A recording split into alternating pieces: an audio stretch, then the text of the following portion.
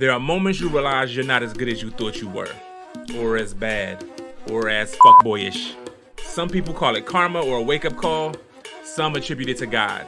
I can assure you, this story is way more holy than holy. 2764 Cranston Road, red door, first floor. Like a Tribe Called Quest, you say the whole thing. It was epic. It was never food in the fridge, but it was always jawns on deck. Plus, it was a mega church at the end of the block. Maybe God knew what type of fuck shit me and my roommates would eventually get into and decided he needed to watch us extra closely. I had 3 total roommates while living there. The third roommate was Tino, my family, my nigga since the 4th grade.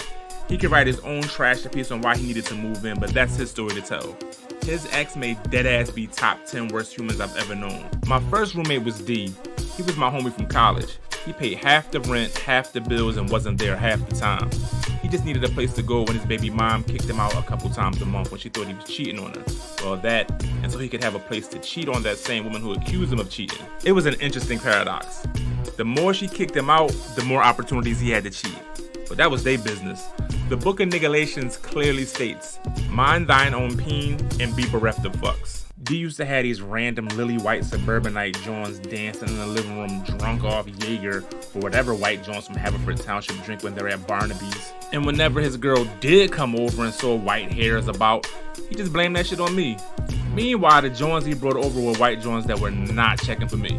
They were a very specific white John. The ones who like medium height, dark skinned men with cargo pants and thong flip flops. It's like the dark skin is menacing enough to piss off her father, but the cargo pants and thong flip-flops make them physically non-threatening. Them kind of white Johns. 2764 Cranston Road, red door, first floor. Yes, please say the whole thing if you would. It was a safe haven for fuck shit. A sanctuary for all fuckboys, both seasoned and novice. No one put that to the test more than my second roommate. Jay made me realize I wasn't with the shits like I thought I was when I came in one day and it was 2 half-naked women sitting on my couch. My dog, Max, looked at me hella confused by the fuck shit. Jay was in his bedroom, door wide open, having a threesome with 2 other Johns. Hi, Perry. Jay said you'd be home soon. My goofy ass was like, hi? Before speeding past him to get to my room. Jay yelled out, yo P, the 2 on the couch is for you if you want them. About 30 minutes later, I came back out and they were all sitting in the living room, drinking wine, watching TV, talking politics and shit. No one would have ever known what had just happened if the house didn't smell like hot coital funk. 2 Johns spent the night in Jerry's room and the other 2 huddled on the couch. My goofy ass went out that night and put comforters over them and made sure they were okay. At this point, y'all probably think I'm lying. Probably think I indulged in some young, tender, sexy time. But nah, I had a girl at the time. So my lame ass just tucked them in and made sure they were warm. And as crazy as that sounds, it wasn't the last time some shit like that went down. Jay had one main joint named Mika. She was cool as shit. Used to come over, cook sometimes, clean the apartment. But she also used to find other joints for him to... Seriously, I don't think Jay and Mika ever had sex one-on-one. It was always another joint or 2 or 6 involved. She stopped me one day in the hall like, P, you a good dude. It be all this pussy in your apartment and you be faithful all the time. Honestly, I don't know if that was a backhanded compliment or a chin check to my manhood. Thank you? There'd be some nights I'd come home to 2 or 3 half-naked joints laying in my bed watching TV or playing my Xbox. There's nothing that tests your relationship more than 3 big booty baddies sitting in your bed playing video games. One Saturday, I had an out-of-town gig and the sun was up when I got back home. I opened the door, went in, and saw this new joint laying on the couch all sad, looking like somebody kicked her out the threesome bed. She popped up, shirtless, titties looking like Sunday breakfast. You're Perry, right? Now I want to pretend like I said some smooth shit in response, but I just drooled at that titty city and scurried my ass to the room with Max on my heels. Titty city. Yo, like 2 minutes later there was a knock on the door. Her titties came in my room a full 2 seconds before she did. Can I come lay with you? It's cold out in the living room. Before I could say anything, Mika from the other room was like, he got a girl, freeze bitch. She closed the door and went back to the couch. I started feeling bad, so my goofy ass went out to give her a comforter. And she was crying. On her titties. That's how I remember it anyway. Tears on the titties. Titty tears. Howling hooters. Bawling boobs. Sniveling snuggle puppies. Blubbering breasticles. Mourning milk monsters.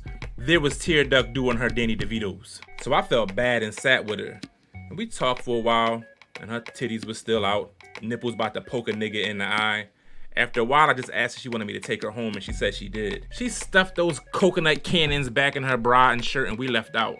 We walked to my car, and wouldn't you know it, my girl was at the light waiting for it to change so she could go to early service. Instead of trying to flag her down and say good morning and explain what was going on, I pretended like I ain't see her and got in the car and drove breastfest home. Praise be to the benevolent fuck niggamus, because my girl ain't never see us. I wouldn't even have believed that shit. Unfortunately, Jay and Mika broke up. And I was sad for him because they seemed like they really understood each other. The same week they broke up, he lost his job.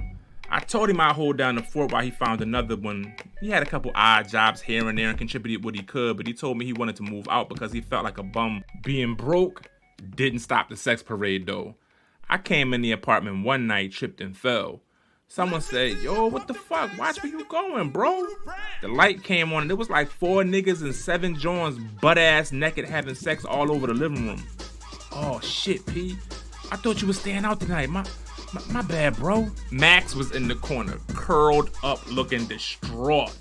Poor dog. I had to carry him in the room. A few weeks later, Jay told me he was moving out and going down south to some small town in North Carolina to trap. Said there was way more money to be made and his homies had already set up shop. Pick out a quiet town and tie it down. That's what Beanie Siegel would do. I tried to talk him out of it, but he wouldn't listen. He gave me some money for back rent and that was that. The very next day, he moved out.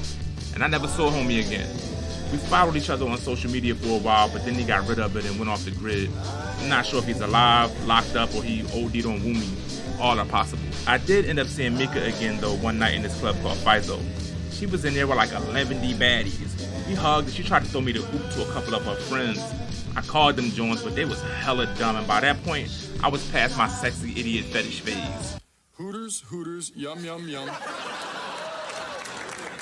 Hooters on a girl that's dumb.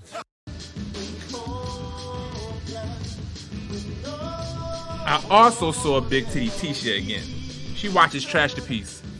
She's married now and has like 5 or 6 kids or some shit.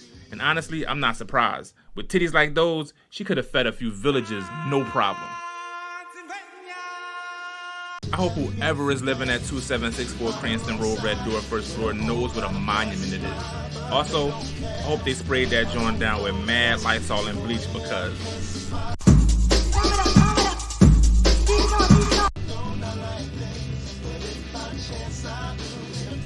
Thank you so much for watching Trash the Piece Theater. Please like, comment, follow, and subscribe. Also, please consider donating to our Patreon to help the channel grow. Patreon patrons receive additional bonus episodes, so there's that too. This is all possible because of your support. Thank you.